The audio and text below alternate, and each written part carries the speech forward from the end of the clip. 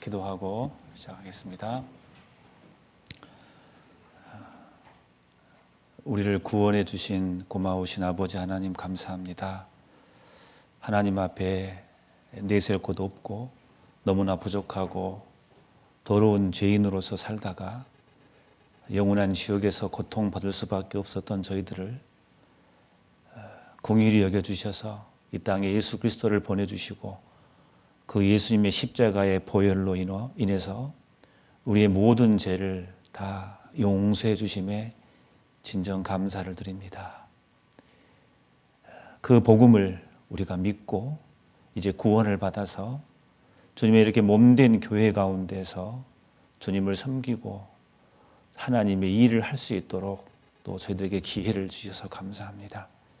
우리가 그 은혜를 어떻게 다 갚을 수는 없지만 주님 오실 그날까지 저희가 힘대로 주님을 위해서 그 은혜에 보답할 양으로 살기를 원합니다. 주님께서 함께 주셔서 항상 주님만을 바라보고 주님 섬기며 살아가게 도와주시옵소서. 무엇보다도 저희들 하나님 말씀을 항상 듣는 저희들 되게 도와주시고 하나님의 올바른 말씀을 듣고 분별하여서 하나님이 가고자 하는 그 길로만 우리가 갈 수 있도록 도와주시옵소서. 하나님을 섬기는 그 길에 비록 고난의 길이 있고 눈물 골짜기가 있다 할지라도 주님 의지해 가면서 그 길을 끝까지 가게 도와주시옵소서. 오늘은 또 하나님 말씀을 듣는 날입니다. 이 시간 함께 해주셔서 우리에게 합당한 말씀으로 채워주시옵소서. 예수님의 이름으로 기도드렸습니다. 아멘. 성경 사도행전을 보겠습니다. 성경 사도행전 1장 보겠습니다. 사도행전 1장 12절 보겠습니다.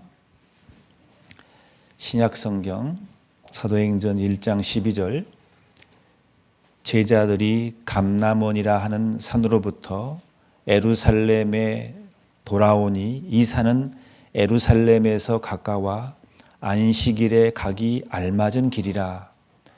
들어가 저희 요한은 다락에 올라가니 베드로, 요한, 야고보, 안드레와 빌립, 도마와 바돌로메, 마테와 및 알페오의 아들 야고보, 셀롯인 시몬, 야고보의 아들 유다가 다 거기 있어 여자들과 예수의 모친 마리아와 예수의 아우들로 더불어 마음을 같이하여 전혀 기도에 힘쓰니라. 그 말씀이 있고요. 2장 1절에 보시면은 오순절 날이 이미 이름에 저희가 다 같이 한 곳에 모였더니 호련히 하늘로부터 급하게 강한 바람 같은 소리가 있어 저희 앉은 온 집에 가득하며 2장 14절에 베드로가 11 사도와 같이 서서 소리를 높여 가로되 유대인들과 예루살렘에 사는 모든 사람들아 이 일을 너희로 알게 할 것이니 내 말에 귀를 기울이라. 2장 41절 같이 읽겠습니다. 그 말을 받은 사람들은 세례를 받음에 이날에 제자의 수가 3,000이나 더하더라. 47절도 같이 읽겠습니다. 하나님을 찬미하며 또 온 백성에게 칭송을 받으니 주께서 구원받은 사람을 날마다 더하게 하시니라. 딱 1년 전쯤에 수요일 날 대구 강북으로 발령받아서 그때 첫 설교했던 때가 생각이 납니다. 그때 아마 요한 3서였을 겁니다. 떨면서 올라와서 그때 밤에 설교했던 때가 딱 1년 전인데 시간이 손살같이 지나간 것 같습니다. 그때처럼 떨리지는 않지만 항상 하나님의 말씀을 전할 때는 두렵고 떨립니다. 혹여나 사람의 지식이 전달될까 봐 두렵고 하나님의 말씀을 올바로 전달해야 되는데 어떨까 항상 두려운 마음으로 서는 것은 똑같은 것 같습니다. 오늘은 사도행전 말씀을 통해서 교훈을 좀 받아보려고 하는데요. 아이들은 이렇게 태어나면은 점점 자라가는 것이 정상적인 겁니다. 아이가 태어났는데 자라가지 않는다면은 뭔가가 이상한 겁니다. 부모는 걱정하고 심히 근심이 클 겁니다. 그런 것처럼 우리 개인의 신앙의 모습도 1년 전과는 달라야 될 거라고 생각합니다.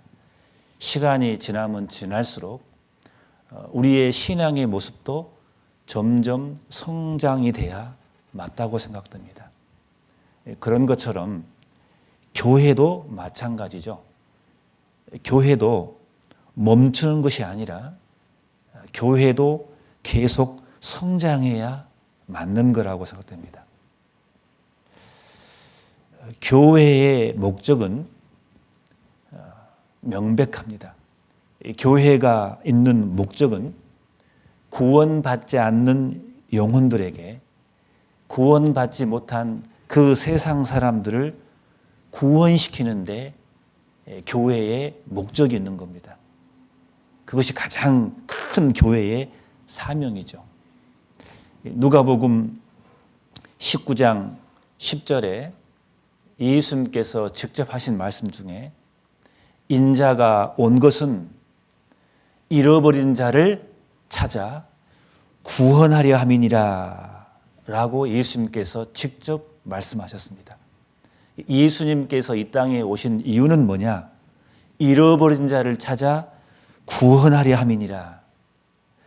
예수님이 이 땅에 오신 목적이 그러하듯 교회가 존재하는 목적은 잃어버린 자를 찾아서 구원하게 하는 것이 교회의 가장 큰 목적인 겁니다.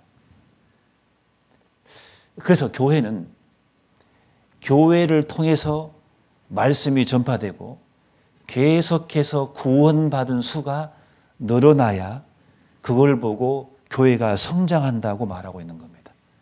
수적 성장입니다. 양적 성장이죠. 물론 질적으로도 성장이 돼야 되겠죠. 질적으로 성장이 되면은 당연히 양적으로도 성장이 되는 게 정상적인 겁니다. 교회는 근본적으로 살아있는 유기체입니다. 어떤 것이 성장한다는 것은 그 원인은 그 속에 생명이 있기 때문에 성장하는 겁니다. 성장하지 않는다는 것은 생명이 없다는 증거일지 모르겠죠. 그렇지 않습니까? 교회에 생명이 있다면 교회는 성장돼야 맞는 겁니다. 우리는 성경을 통해서 많이 배웁니다. 교회는 몸이라고 배웠습니다. 몸된 교회라고 하죠. 예수 그리스도는 머리라고 배웠습니다. 몸과 머리는 분리될 수가 없습니다. 그렇죠? 이 교회의 머리는 예수 그리스도이기 때문에 이 교회의 머리가 정말 예수 그리스도가 맞다면은 그 머리 대신 주님의 명령을 받아서 이 몸은 같이 움직이게 돼 있는 겁니다. 같이 성장하게 돼 있는 거죠.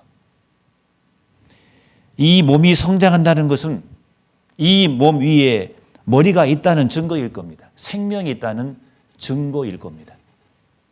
교회는 살아있는 유기체입니다. 교회는 성장이 돼야 맞습니다. 사도행전을 보면은 사도행전은 약 2000년 전에 이 땅에 이 복음이 오고 이 복음이 예루살렘을 중심으로 해서 이 복음이 유다와 그 다음에 그 위쪽 지방 사마리아와 그리고 갈릴리까지 그리고 더 저 멀리 소아시아와 그 다음에 유럽까지 이 복음이 전해지는 과정을 낱낱이 우리에게 설명해 주고 있는 귀한 말씀입니다. 다시 말씀드리면 사도행전은 다시 한마디로 말씀드린다면 교회의 성장을 이야기하고 있습니다. 그것을 더 쉬운 말로 말씀드리면 수가 날마다 늘어나느니라. 계속 사도행전을 보면은 구원받은 수가 계속 늘어나는 겁니다. 이것은 정상적인 겁니다. 그 교회에 정말 올바른 생명이 있다면 수가 계속 양적으로 늘어나는 겁니다. 사도행전을 방금 제가 몇 구절을 읽어드렸습니다. 1장, 2장을 읽어드렸습니다. 예수님께서 오순절날 성령이 임한다고 이미 약속했습니다. 그 성령을 받기 위해서 한 다락방에서 약 한 120명이 거기서 모였습니다. 성경에는 숫자가 언급되어 있습니다. 그냥 많이 모였더라 하지 않고 한 120명이 모였다고 숫자까지 언급하고 있습니다. 거기에 오순절날 성령이 임함으로 교회가 탄생한 겁니다. 오순절날 성령이 임하고 그리고 그들이 한 곳에 모여 있었을 때 베드로가 성령의 충만을 받아서 베드로가 거기서 그 자리에서 설교를 합니다. 그러니까 수가 3,000이나 구원을 받아버립니다. 방금 말씀드렸잖아요. 41절에 2장 41절에 3,000명이나 한 번에 구원을 받아버립니다. 그리고 2장 47절을 봐보겠습니다. 2장 47절 보시면은 하나님을 찬미하며 또 온 백성에게 칭송을 받으니 주께서 구원받은 사람을 날마다 더하게 하시니라. 실제로 이 말씀 그대로 날마다 구원받은 수가 계속해서 늘어나는 거예요. 매일매일 잔치였을 겁니다. 초대교회 때 처음의 교회의 모습을 우리에게 정확히 설명해 주고 있는 말씀인 겁니다. 그 당시에 예루살렘에서 이 복음이 시작이 됐습니다. 근데 그 예루살렘에는 구원받지 못한 종교가들이 굉장히 많았습니다. 소위 제사장이라는 사람들, 그리고 성전 맡은 사람들, 그리고 부활이 없다고 믿었던 그 사두개인들, 그런 사람들이 굉장히 이 복음을 방해했습니다. 그 방해에도 불구하고 성경을 읽어보면 사도행전 4장 4절을 읽어보면 5,000명이나 구원을 받아버립니다. 말씀 듣는 사람 중에 믿는 자가 많으니 남자의 수가 약 5,000이나 되었더라. 여자 빼고 남자만 넣었거든요. 5,000명입니다. 그 여자까지 포함하면요 더 많은 수겠죠. 10,000명이 넘을지도 모릅니다. 여자들이 더 접근 잘 받잖아요. 더. 남자의 수가 5,000이나 되었더라. 어마어마한 역사가 발견하고 있는 겁니다. 3,000명이 구원받고 5,000명이 구원받습니다. 예루살렘에 많은 문제가 있었습니다. 그 와중에도 아나니아 삽비라 같은 어려운 문제가 있었습니다. 그리고 헬라파 유대인과 히브리파 유대인의 그 과부의 구제 문제로 어려움도 있었지만 그것이 정비가 됨으로써 하나님의 말씀은 점점 왕성해서 예루살렘의 수가 더 심히 많아지더라라고 성경 사도행전 6장에는 말씀하고 있습니다. 어려움도 교회에 있었지만 이 말씀이 심히 왕성해서 수가 심히 많아지더라. 심지어 허다한 제사장의 무리도 이 도에 복종한다겠어요. 완전히 종교가인 그 당시에 예수님을 비판하고 핍박했던 그 제사장들도 이 도에 무릎을 꿇어버린 거예요. 그런 어마어마한 기적의 역사가 2000년 전에 예루살렘에서부터 시작이 된 겁니다. 시간이 지나면 지날수록 계속해서 숫자가 늘어갑니다. 예루살렘에 시작했던 이 복음이 이제는 예루살렘으로 멈추지 않고 예루살렘을 감싸고 있었던 그 유대 지방, 그리고 유대 지방 위에는 사마리아라고 말합니다. 그 사마리아 지방, 사마리아 위에는 갈릴리 호수가 있는데 그걸 갈릴리 지방이라고 말합니다. 성경에는 사도행전 9장 31절 보면은 그리하여 온 유대와 사마리아와 갈릴리까지, 갈릴리와 사마리아의 교회가 평안하여 든든히 서가고 주를 경외함과 성령의 위로로 진행하여 수가 더 많아지리라. 수가 계속해서 이제는 예루살렘에 시작했던 이 복음이 유다와 사마리아와 갈릴리 지방까지 교회가 막 생기는 겁니다. 저주받는 도시 사마리아까지 교회가 생겨버린 겁니다. 갈릴리 곳곳 지역에 교회가 생겨지고 계속해서 수가 늘어나는 역사가 사도행전에 기록하고 있습니다. 스테판의 일로 교회가 핍박을 받았지만 많은 사람들이 그걸로 흩어졌지만은 흩어진 사람들이 도리어 더 복음을 힘있게 전함으로써 이제 이 복음은 예루살렘에 국하지 않고 곳곳으로 이 복음이 전파되어서 수가 점점점 계속해서 늘어납니다.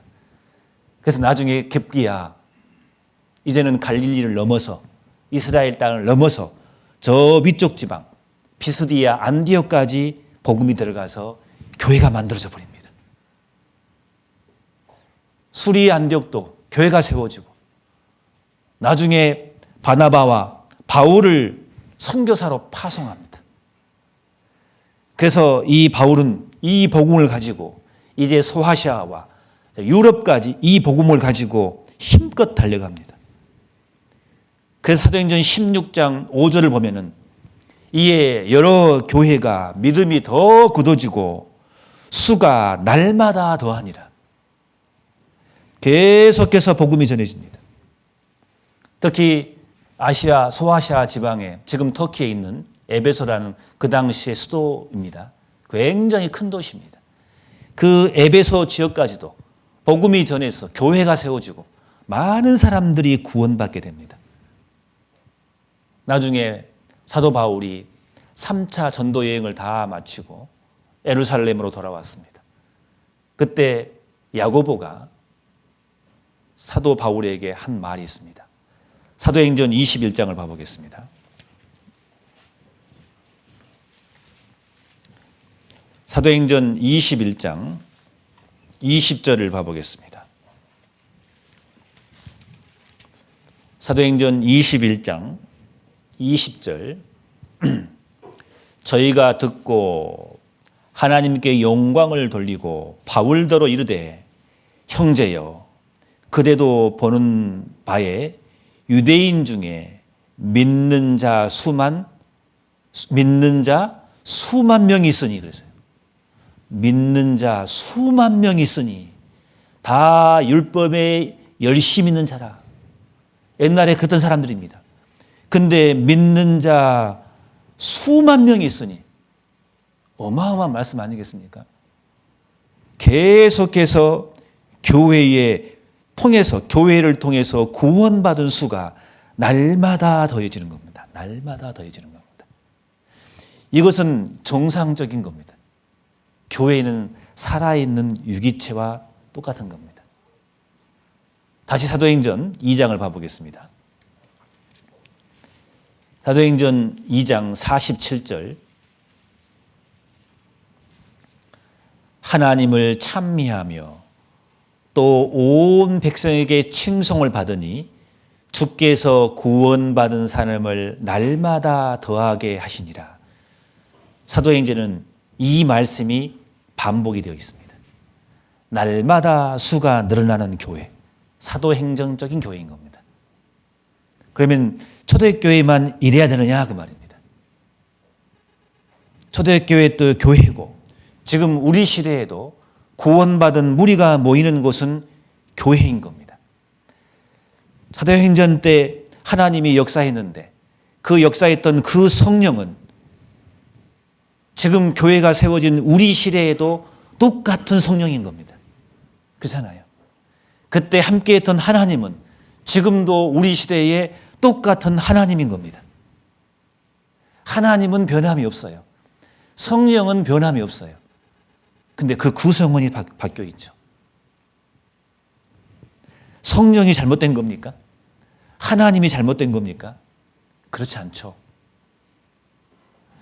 그래서 우리는 사도행전을 통해서 어떻게 해야만이, 어떻게 했을 때 이렇게 날마다 수가 늘어날 수 있었느냐 그 말입니다. 이 사도행전은 우리에게 보물과 같은 성경입니다. 여기에 비밀이 들어있기 때문에 그렇습니다.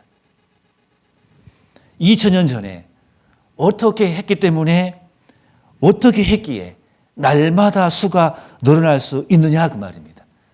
구원받은 수가 계속해서 늘어날 수 있느냐 그 말입니다. 어떻게 했기에 교회는 계속해서 시간이 가면 갈수록 성장되고 수가 늘어날 수 있었느냐, 요 정보가 사도행전에 고스란히 들어있는 거거든요. 여기에가. 그래서 시간 될 때마다 이 사도행전을 통해서 수가 더 많아지는 그 비결을 사도행전을 통해서 배워보려고 합니다. 여기서. 사도행전 1장 8절을 봐보겠습니다. 1장 8절. 오직 성령이 너희에게 임하시면 너희가 권능을 받고 예루살렘과 온 유대와 사마리아와 땅 끝까지 이르러 내 증인이 되리라 하시니라. 예. 오직 성령이 너희에게 임하시면 너희가 권능을 받고 예루살렘과 온 유대와 사마리아와 땅까지 내 증인이 되리라. 이 말씀은 사도행전 이 끝까지 읽어보시면은 이 말씀은 그대로 실제로 이루어지고 맙니다. 자, 120명이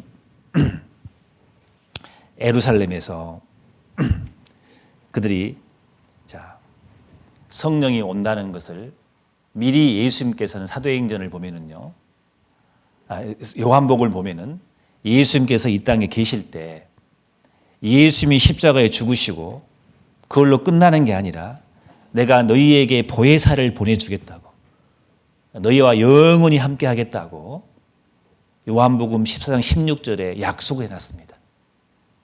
스가랴 성경을 보면 구약 성경에도 너희에게 성령을 줄 거라고, 성령을 보낼 거라고 성경에 이미 다 예언이 다 되어 있습니다. 이미 약속된 성령입니다. 그 성령을 그 당시에 약 120명이 한 다락방에 모여서 그 약속을 기다리고 있었습니다. 그잖아요. 그 실제로 성령이 그 오순절날 그 다락방에 임함으로써 120명이 성령을 받은 거예요. 쉽게 말하면 구원을 받은 거예요. 그들은 예수님이 약속했던 그 말씀, 예루살렘을 떠나지 마라. 그래서 그 예수님이 하신 말씀을 붙들고 그들은 예루살렘에서 한 다락방에서 그들은 그 약속의 말씀을 믿고 기다린 겁니다. 실제로 그 성령이 임했습니다. 자, 그러면은 120명이 그 기다리는 그 모습 속에서 우리는 교훈을 받습니다. 하나님의 말씀은 한 번 약속하면 그 약속의 말씀은 100% 이루어지잖아요. 그잖아요. 성경은 약속의 말씀이거든요. 예수님이 이 땅에 오신다는 말씀은 구약 성경 속에 이미 다 약속이 다 돼 있어요. 한 말씀도 빗나가지 않고 그대로 예수님이 이 땅에 초림하셨어요. 이 땅에 오셨어요. 그 말씀을 그대로 예수님은 이루셨어요. 그리고 예수님께서 다시 예언하시기를 이 땅에 계실 때 성령이 온다고 그것도 분명히 예수님께서 예언하셨어요. 물론 구약에도 예언이 다 되어 있습니다. 그 말씀을 믿고 그들은 한 다락방에서 한 120명이 그 약속의 말씀을 믿고 기다린 거예요. 우리도 마찬가지입니다. 우리는 이 시대에, 마지막 시대에 예수님이 십자가에 죽으시고 부활하시고 이 땅에 성령이 임함으로 교회가 탄생하고 그리고 성경에 말씀하시기를 때가 되면 주님께서 분명히 이 땅에 다시 오신다고 성경에 약속되어 있습니다. 우리는 그 말씀을 붙들고 있습니다. 초대교회 때 그 120명이 그 예수님의 말씀에 예언의 말씀을 붙들고 믿고 예루살렘을 떠나지 않고 어려운 그 핍박 가운데서 한 다락방에 모여서 성령을 기다린 것처럼 우리도 마찬가지입니다. 성경에 수많은 약속이 있습니다.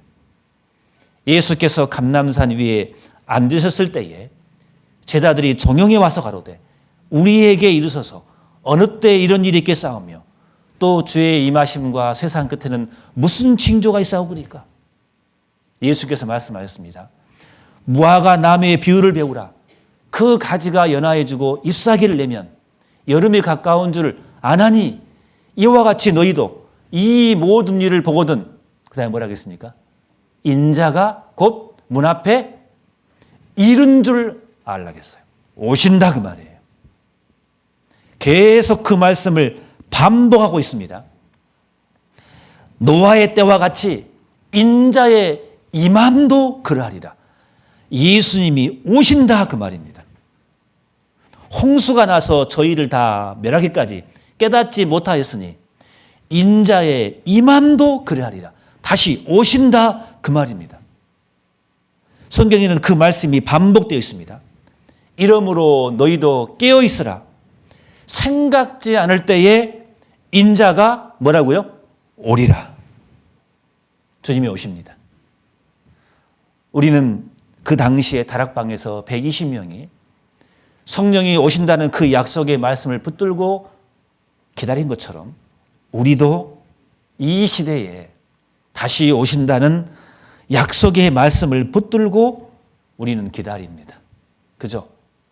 그때의 모습이나 지금 우리의 모습이나 상황은 다르지만 똑같다고 생각합니다. 우리에게 교훈이 되는 그런 장면입니다. 그러면 그들은 성령이 임한다는 그 약속의 말씀을 붙들고 그들은 한 다락방에서 기다려서 성령을 받았습니다. 그때 베드로가 성령 충만을 받아서 설교하니까 3,000명이 구원받습니다. 그것을 시작으로 해서 기하급수적으로 구원받은 수가 계속 늘어납니다. 그러면은 그들이 120명이 거기서 기다릴 때 그냥 기다렸냐 그 말입니다. 오늘 이 시간에 그 교훈을 받고자 합니다.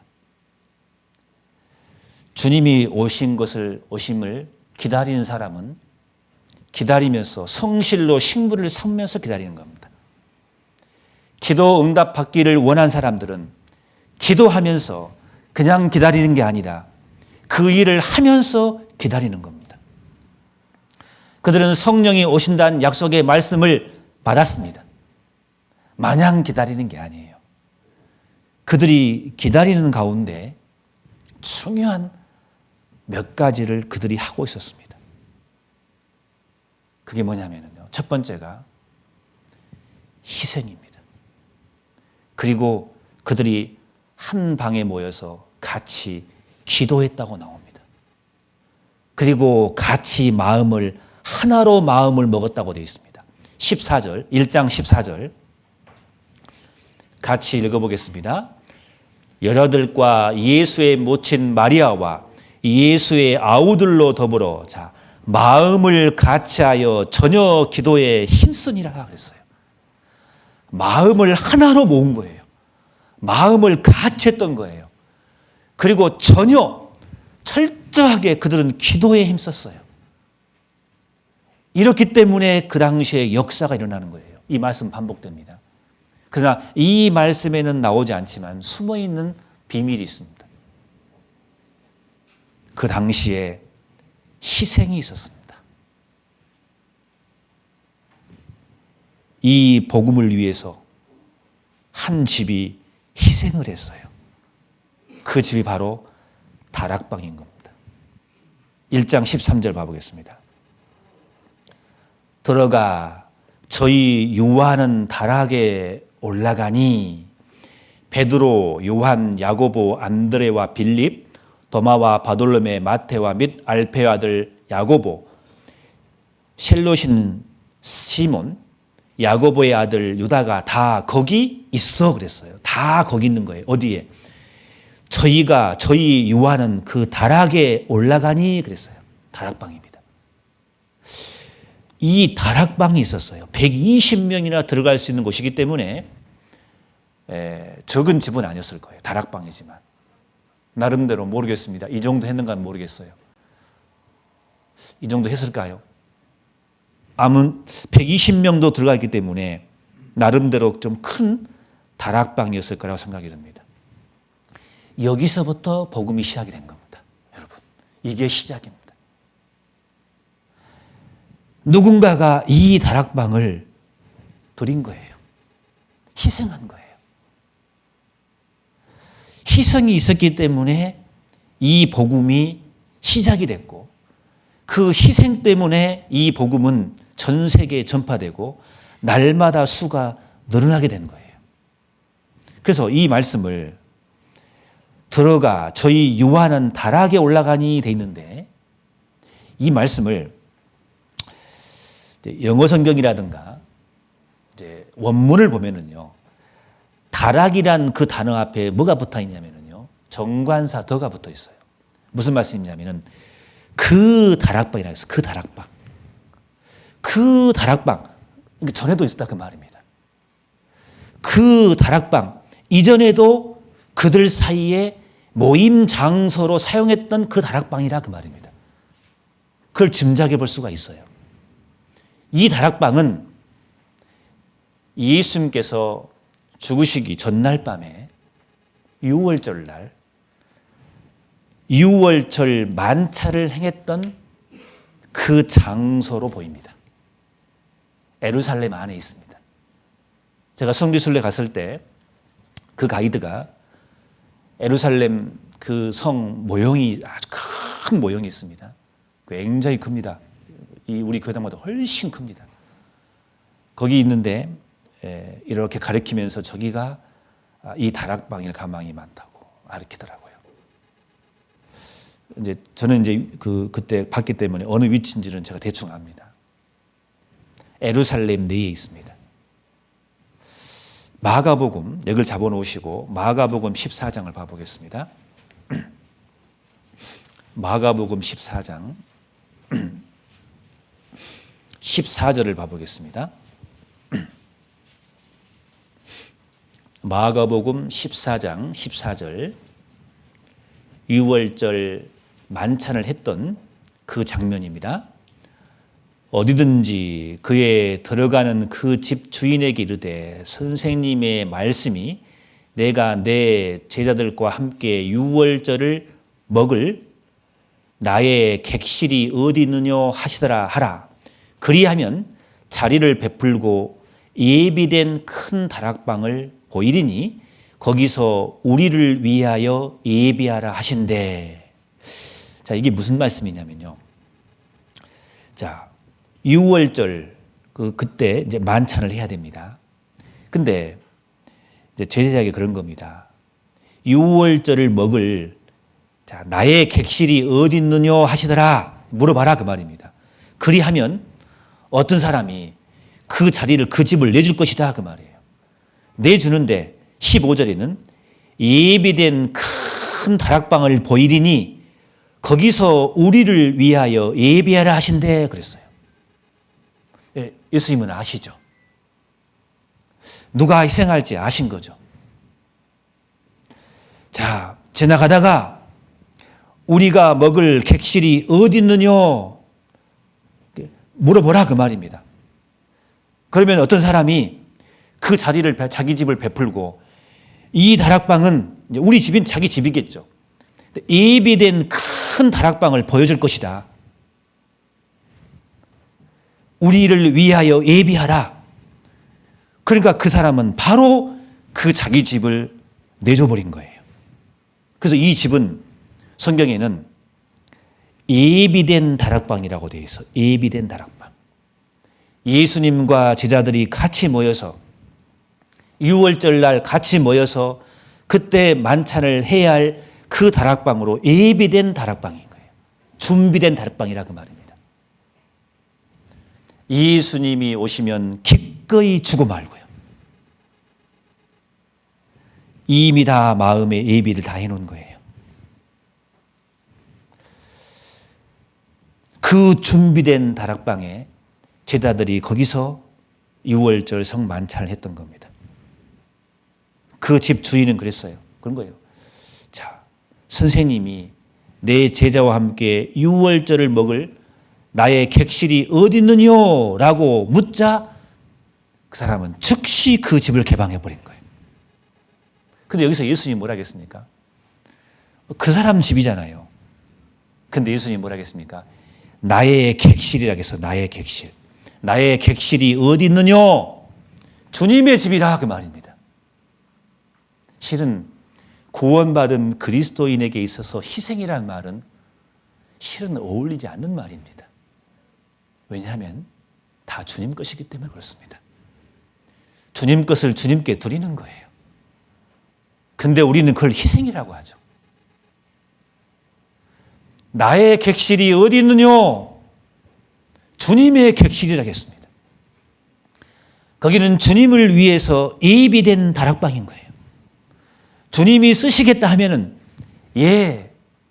쓰시고 말고요. 그 당시에 이 다락방은 완전히 희생이 되었어요. 예수님과 그 제자들과 그 복음을 위해서 이 객실은, 이 다락방은 완전히 희생이 된 거예요. 완전히 아지트가 돼버린 거예요. 그 집으로 예수님과 그 제자들을 영접했던 겁니다. 물론 그 집 주인은 그 전에 예수님을 먼저 마음으로 영접했을 거예요.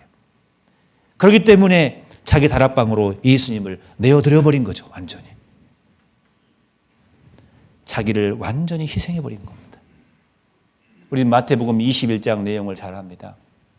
예수님께서 이제 6월절 날 십자가에 죽으시러 예루살렘에 들어오셔야 됩니다. 자, 여리고를 거쳐서 예수님이 이 예루살렘에 가면요, 오른편에 베단이라는 지역이 있습니다. 나사로 집이 있는데 아시죠? 나사로, 마리아, 마르다, 그 삼남매가 사는 집, 그 베단입니다. 거기가. 베다니를 거치면 벳바게가 나와요. 그 거치면 감람산이 나옵니다.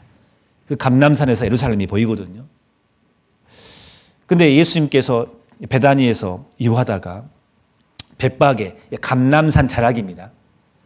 벳바게 거기서 제자들에게 말합니다. 저기 옆 마을로 가서, 맞은편 마을로 가가지고 매여 있는 나귀와 나귀 새끼가 있을 것이다. 그걸 보면은 끌고 오너라. 누가 무슨 말을 하거든 주가 쓰시겠다 하라. 그러면 즉시 내어주겠다. 보내리라. 주가 쓰시겠다 하라. 다른 부연 설명이 없어요. 긴 설명이 필요 없어요. 이러이러해서 이렇게 쓸 건데 좀 내어주라. 그런 말이 필요 없어요. 가보니까 실제로 보니까는 나귀와 나귀 새끼가 매여 있어요. 마태복음 그렇죠.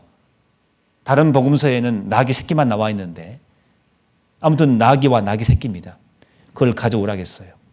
자, 가져오려가니까 옆에서 이 나귀를 왜 가져가렵니까? 주가 쓰시겠다 합니다. 예, 가져가십시오. 즉시 보내니라 그랬어요.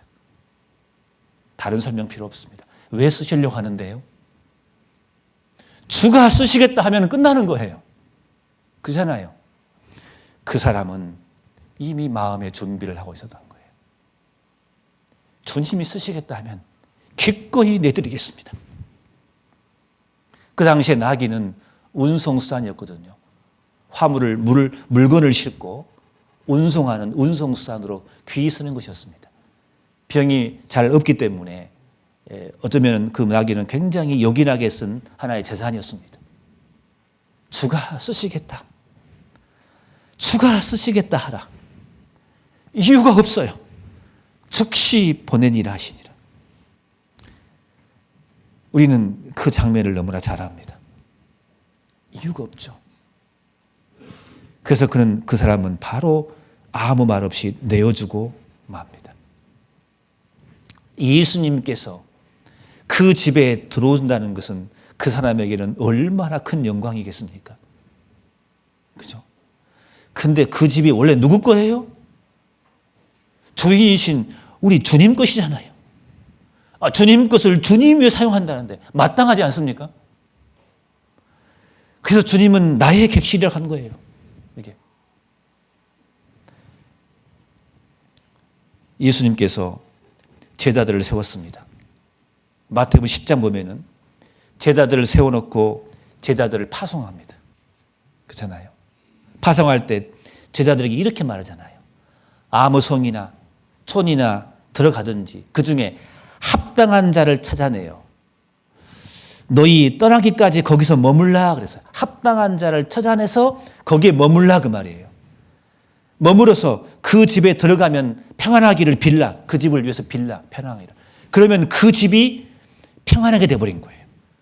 그 집에 이에 합당하면 너희 비인 평안이 거기에 임할 것이요 그 말이에요.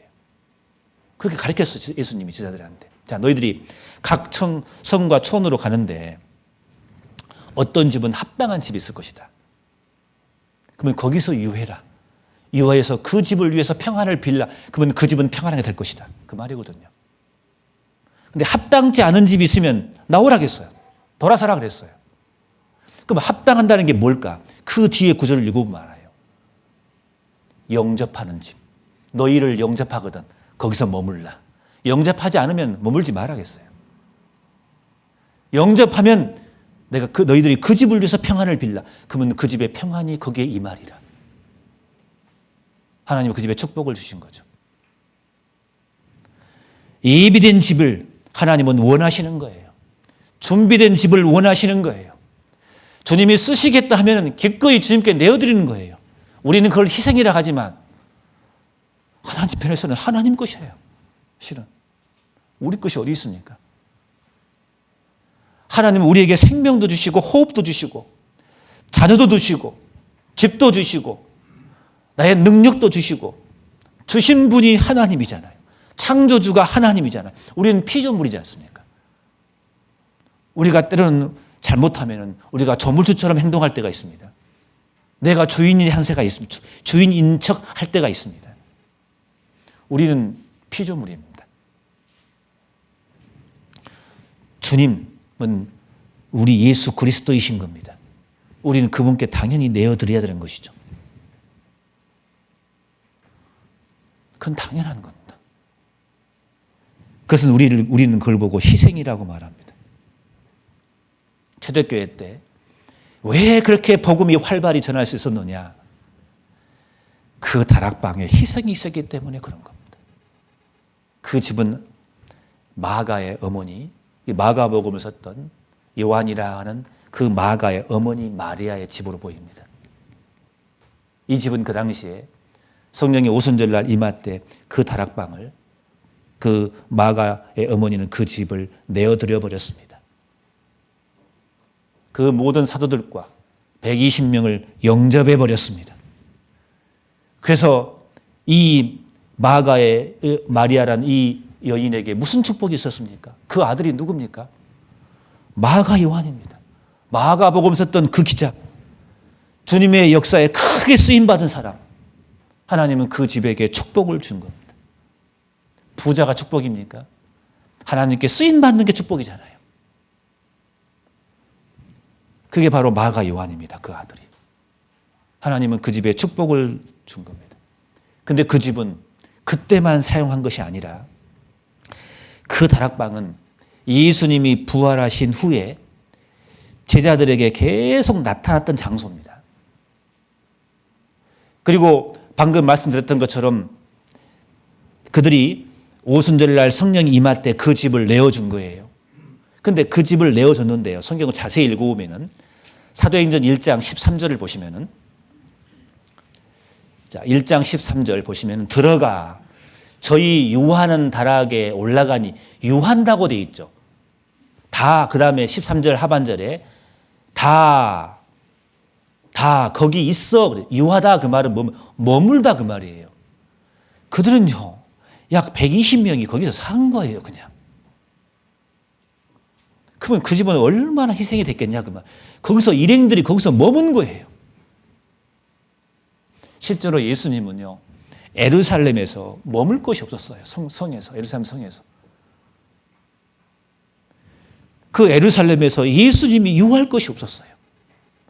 그래서 보시면요, 그 6월절 성만찬 그 있기 전에는요, 예수님이 베다니에서 이렇게 감람산을 넘어서 예루살렘으로 갑니다. 유할 것이 없으니까 다시 돌아가요. 어디로요? 감람산을 넘어서 다시 베다니로 가요. 왜요? 그 베다니에 누가 있습니까? 나사로 집이 있거든요. 분명히 나사로, 마리아, 마르다 그 집에 유했을 거예요. 거기서 유하다고 마태복음 21장에 말하고 있습니다. 예루살렘 성에 유할 것이 없었어요. 근데 그 이후에 이제 예루살렘 만찬 이후에 그 다락방, 그 예비된 큰 다락방, 거기 오순절날 거기에 그들이 한 군데 모였을 때 거기에 한 군데 모여서 성령이 임했던 겁니다. 그리고 그 이후에도 사도행전 12장을 보면은 그 이후에도 이 장소는 계속 희생이 된 거예요. 한 번 이 집을 내어준 게 아니에요. 계속해서. 사도행전 12장을 보면은 우리는 잘 아시죠? 야고보가 이제 순교당했습니다. 그리고 그 많은 적대 세력들은 이제는 베드로를 잡아서 베드로를 죽이려고 합니다. 그러니까 많은 사람들이 한 곳에 모여서 기도합니다. 베드로가 옥에 갇혔거든요. 베드로가 풀려나기를 간절히 기도합니다. 근데 우리 청년의 밤, 성도 교제밤 때 청년들이 그 연극한 내용 중에 나오잖아요.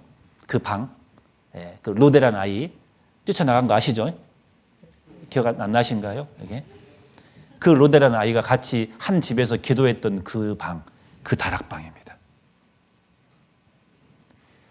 그러니까 이 집은 그 이후에도 계속해서 주님께 드렸던 집이 틀림없어요.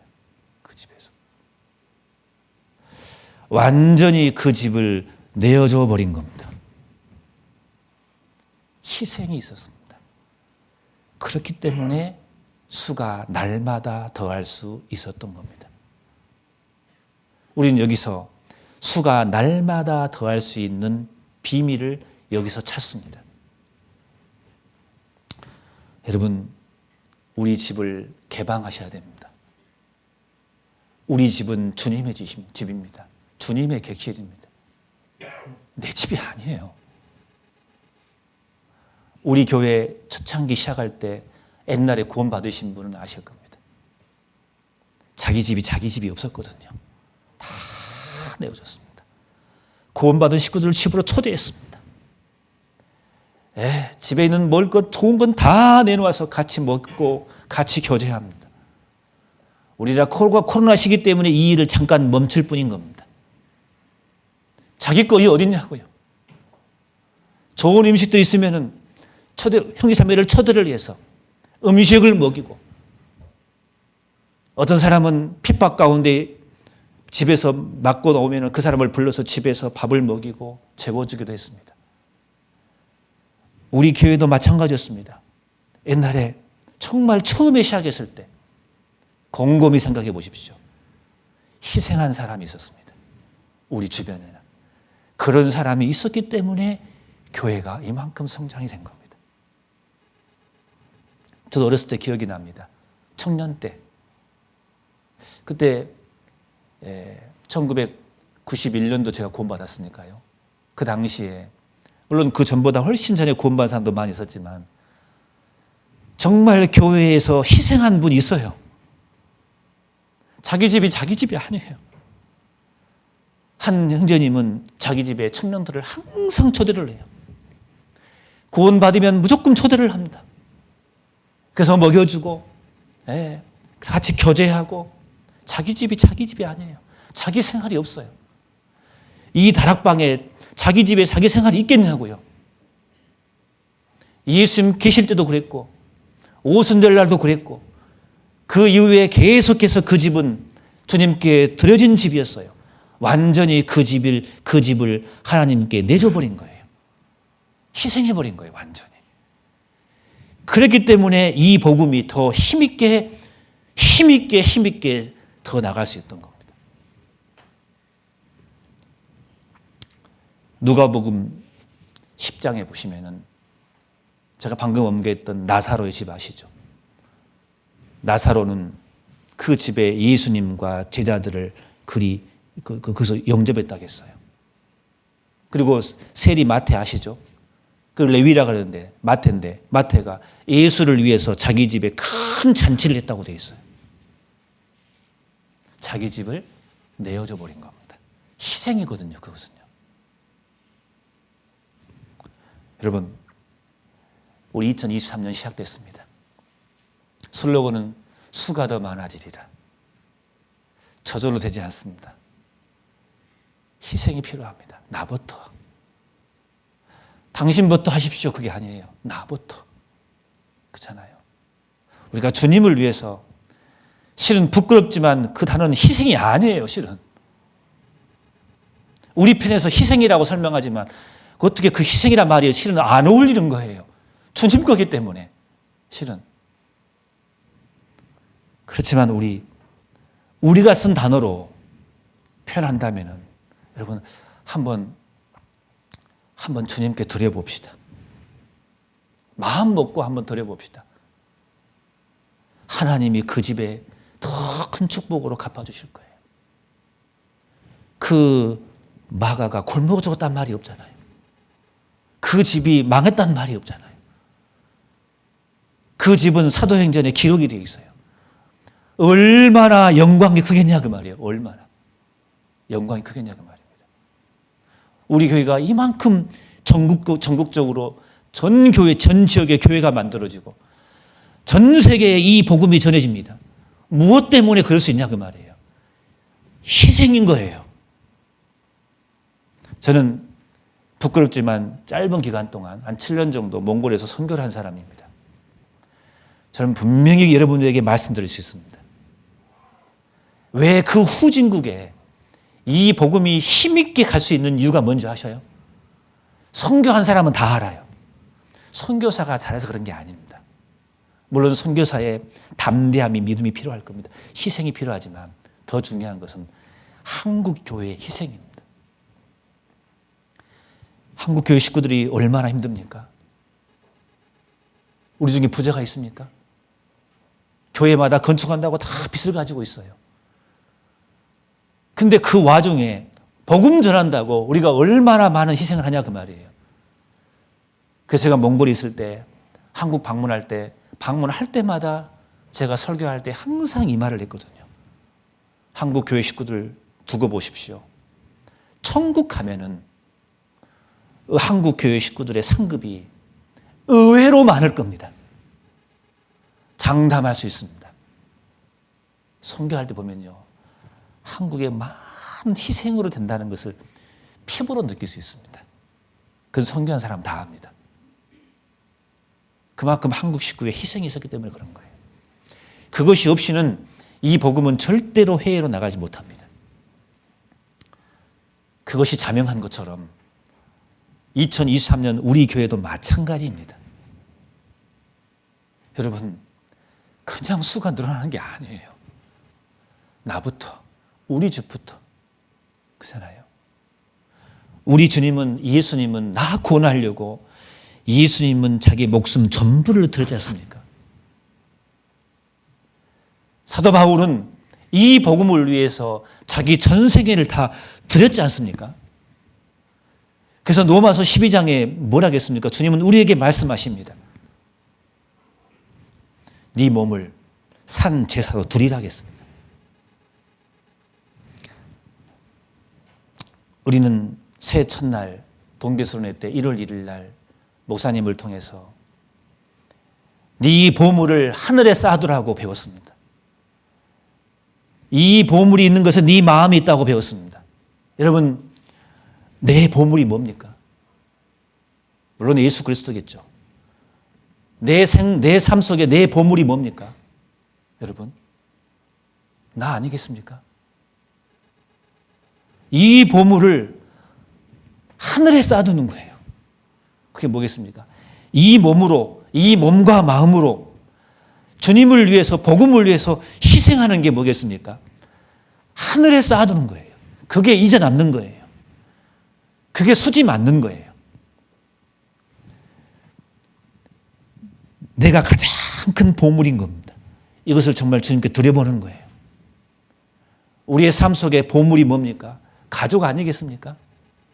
이 보물을 하늘에 한번 쌓아둬 보자고요. 내 가정을 주님께 한번 드려보자고요. 그렇잖아요. 그 희생이 있어야 복음이 전해집니다. 그래야 힘있게 3,000명, 5,000명, 수만 명이 구원을 받습니다. 만약 여기 계신 분들이 모두 똑같이 이런 마음으로 다 내어주겠다고 생각하고 희생할 각오로 신앙생활 한다면은 사도의 행전 때 역사했던 성령 동일합니다. 우리 가운데 동일하게 역사할 겁니다. 왜 우리 시대에 폭발적으로 이 복음이 이 시대처럼 없느냐? 세상이 강파하기 때문에 그것이 아닙니다. 그것도 하나의 원인이겠지만 우리의 희생이 없기 때문에 그렇습니다. 이건 자명할 겁니다. 왜 빌립보 교회가 탄생했습니까? 두아디아 성 자주장사하는 그 루디아가 자기 집을 내어드려 버렸어요. 내 집에 들어와 유하라 강권했다고 했어요. 그래서 빌립보 교회가 생기지 않았겠습니까? 왜 간수가 자기 집이 다 구원받았습니까? 그 간수가 구원받고 저희를 데리고 자기 집에 올라가서 음식을 차려주고 자기 집으로 그 사도들을 영접해버렸어요. 그러니까 그 집이 다 구원을 받아버린 거예요. 우리는 사도행전 20장 보면요. 바울이 복음을 전하고 3차 여행에 저기 드로아에서 복음을 전할 때입니다. 그 당시에 유두가란 청년이 말씀을 듣다가 떨어져 죽은 잘 아시죠? 나중에 하나님이 살려줬습니다.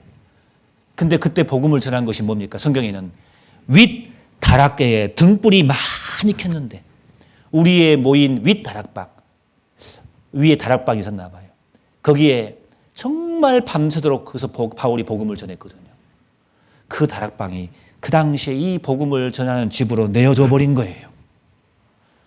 누구 집인지는 모르지만 희생이 있었기 때문에 그 당시에 그 드로아 지역에서 복음이 활발히 전해진 겁니다.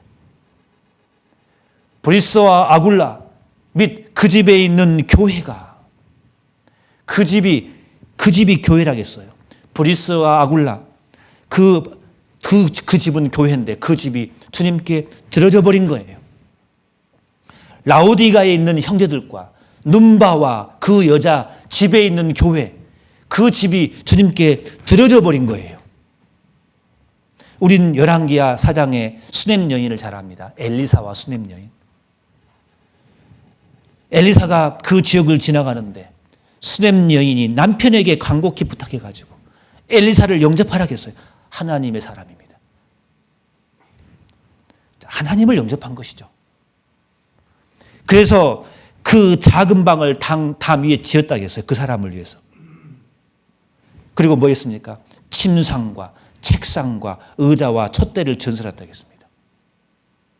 복음을 위해서 그 수넴 여인은 자기 집을 내어줘 버린 겁니다. 그러니까 역사가 일어나는 겁니다. 여러분, 내 집을 예쁘게 꾸미십니까?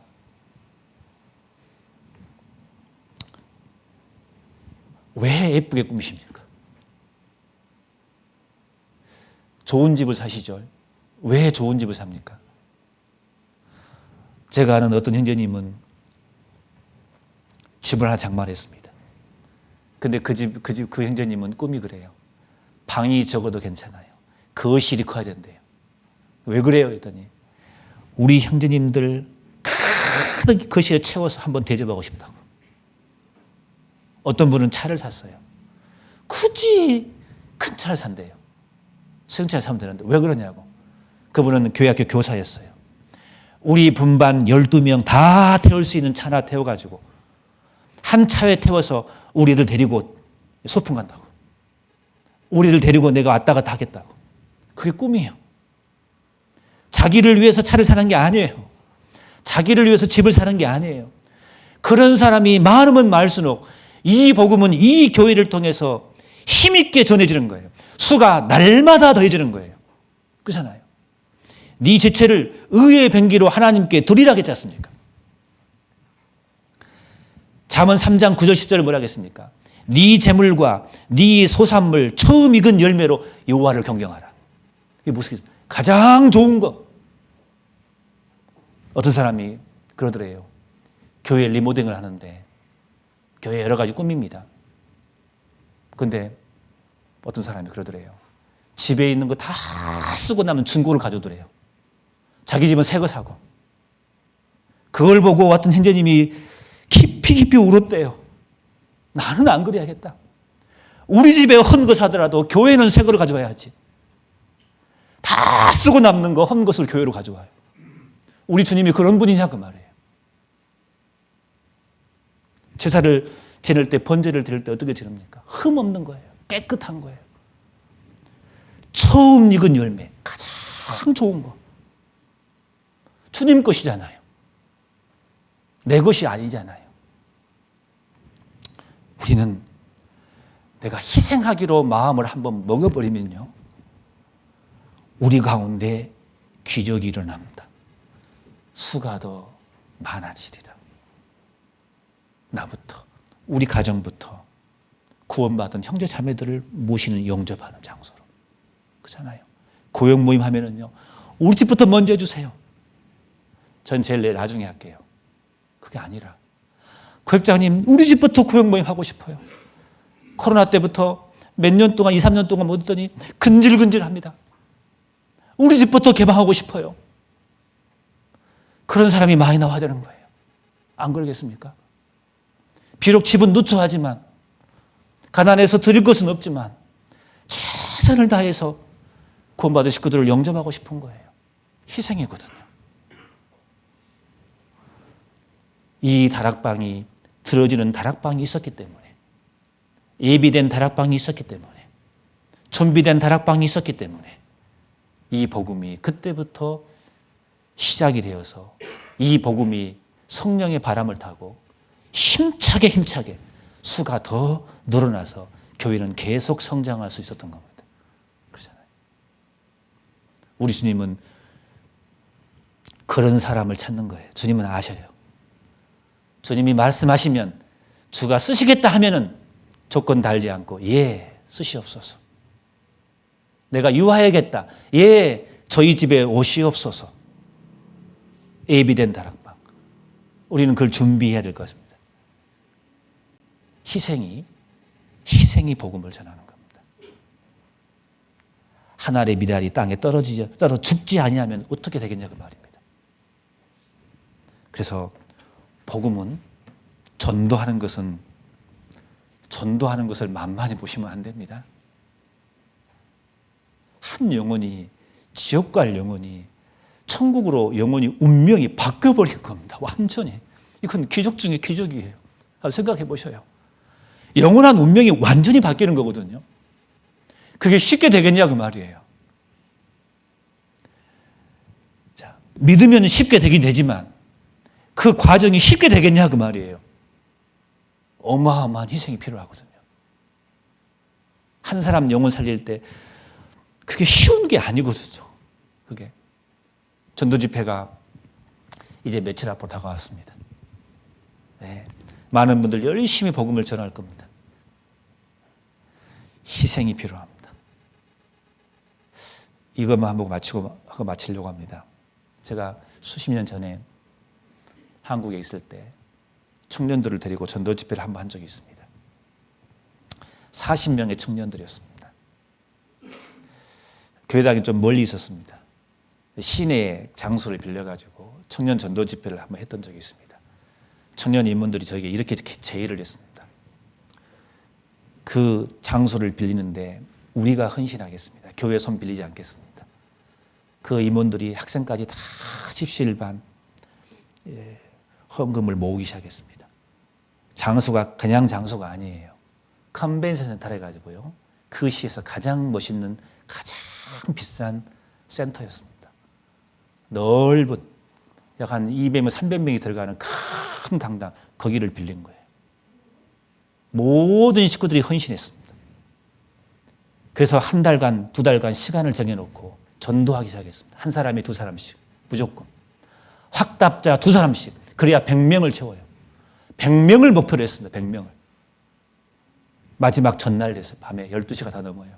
99명이에요. 12시 딱 되기 전에 한 사람이 문자가 와서 100명 딱 채운 거예요. 그때 같이 울었습니다. 물론 시작할 때 100명이 다 온 건 아닙니다. 근데 확답자 100명을 받은 거예요. 40명이. 청년 40명이. 희생을 다 했어요. 학생들이 많아요. 무슨 돈이 있겠습니까? 용돈 아껴가면서 한번 우리 멋지게 한번 희생해보자 하고 마음을 모아서 전도 집회를 했어요. 되더라니까요. 그게. 저도 깜짝 놀랐어요. 마음을 모으니까 되더라고요. 희생하니까 되더라고요. 교회 손 하나도 벌리지 않았습니다. 그 학생들이 본인들이 스스로 해서. 그러니까 마음이 굳어지기 때문에 기어코 한 사람이 두 사람 이상씩 확답장을 받는 거예요. 오겠다고 약속을 받아버린 거예요. 저 깜짝 놀랐습니다. 희생 가운데 복음이 전해지는 겁니다. 그 다락방이 있었기 때문에 역사가 가능했던 겁니다. 그잖아요. 그래서 우리가 내가 그 다락방이 됩시다. 내가 그 예비된 다락방이 됩시다. 우리 가정이, 우리 집이 그 예비된 다락방이 되기를 간절히 원해 봅니다. 그랬을 때 수가 많아지더라. 기도하고 마치겠습니다. 고마우신 아버지 하나님 감사합니다. 처음에 교회가 시작되었을 때 어떻게 교회가 시작되었는지, 왜 성령의 역사가 더 활발히 일어날 수 있었는지에 대한 정보를 사도행전을 통해서 확인하게 되었습니다. 이것을 알 수 있게 해주심에 감사합니다. 그 사도행전 교회가 우리 교회가 되게 도와주시옵소서. 우리 중에 주님을 위해서 희생하는 자가 많이 나올 수 있도록 하나님 도와주시옵소서.